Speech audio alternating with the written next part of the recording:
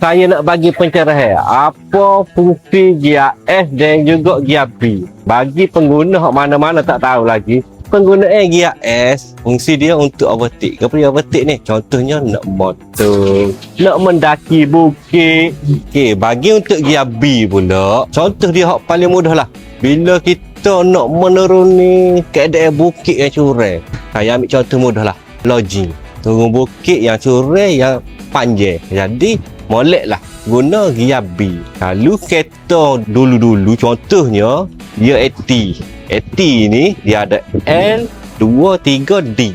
Bagi hak untuk gear B ni dia duduk dalam keadaan gear 2. Dan juga bagi hak nak naik bukit ni dia duduk dalam keadaan gear 3 ataupun gear 2, bergantung kepada keadaan bukit lah.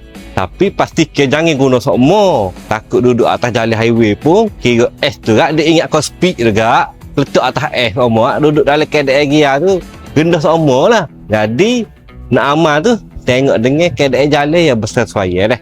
Lacak.